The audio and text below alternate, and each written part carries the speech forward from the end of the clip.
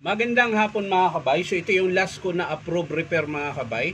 Ang job number nito mga kabay 39391. Ang model nito mga kabay DCD 796. Ayan. 796 ayan tama. DCD 796 yung model nito mga kabay. So ang sira lang nito mga kabay ay yung kanyang clamshell or motor housing. Ayan. Ito po yung ipapalit natin. Ayan. Bago po yan. So basag po kasi yung housing niya, ayan. Ayan. Ito po basag.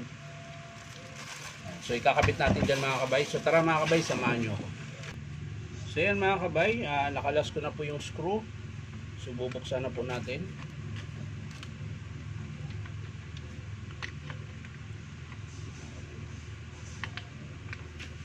Bakit ayaw? Meron pa ba? Wala na. Mag-i-inarte na lang siguro. Yan. So lipat po natin to lahat.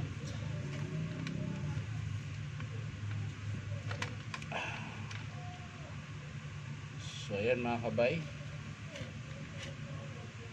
Nilipat lang po natin yung lock. Pati ito. Ayan. Uy.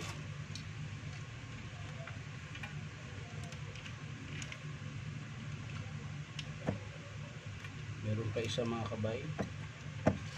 Sana madukot natin dahil wala pong laman doon sa housing. Tigas. Matigas! So yan mga kabay, okay na po. Nakalas na natin. So ito na lang mga kabay ang ating ililipat.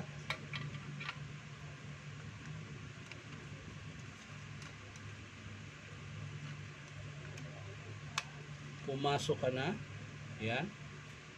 At pag pumasok ka na, yan, lagyan ka agad natin ng screw mga kabay para hindi siya makalas.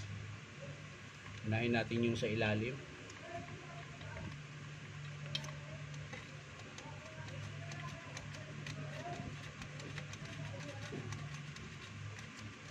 Mano-mano lang tayo dahil baka magka-problema pag gamit tayo ng impact.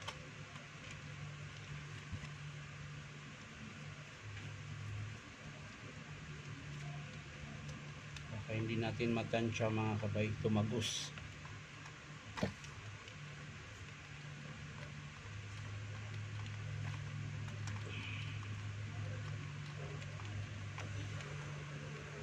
Yun. Size na mga kabay. So ibabalik natin yung selector niya sa ilaw mga kabay or switch. Yan. Kailangan maayos natin ng balik para hindi siya maging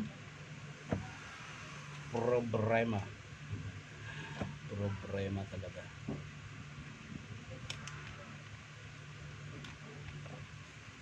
So yan na mga kabay, oh. Ayos na. Bagong housing na mga kabay. Check natin kung nagalaw. Ayan, okay. So yan na po. So tatakip na po natin. Pero bago yan, syempre lalagay natin yung sa reverse. Ayan. So ang sunod yung takip.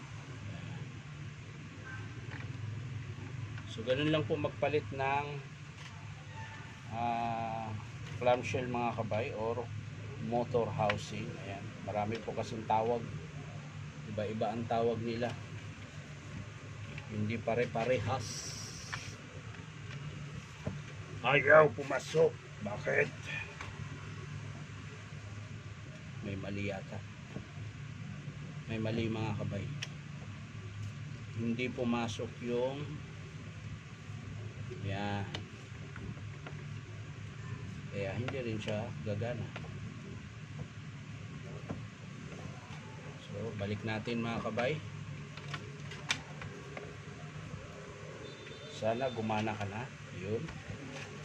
At sana pumasok ka na rin. Yun.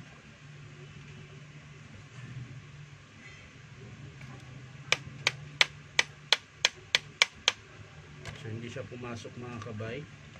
Kailangan natin galaw-galawin para po siya pumasok. So yun mga kabay, isang screw na lang. Hindi ko na po pinakita yung iba dahil ang tagal.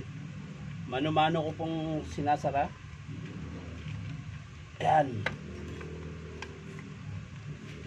So yan, titesting na po natin.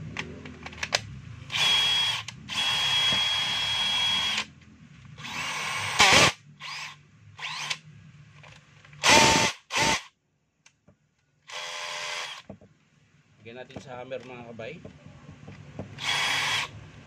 Hammer. Lagyan natin sa drill. So okay na siya mga kabay. Bali ang pinalitan lang po natin ay yung kanyang housing. Ito lang po yung pinalitan natin. Dahil ito po yung may basag. Ayan po. Ayan po yung basag nyo. Yung itong kabila wala. Ito lang po yung isa. So yan lang mga kabay. Maraming salamat sa panunood. At pa-like and share na rin po. At syempre po, baka naman po pwedeng subscribe nyo po ating YouTube account na Inom Tabay. So maraming salamat mga kabay. Sa susunod ulit. Bye-bye.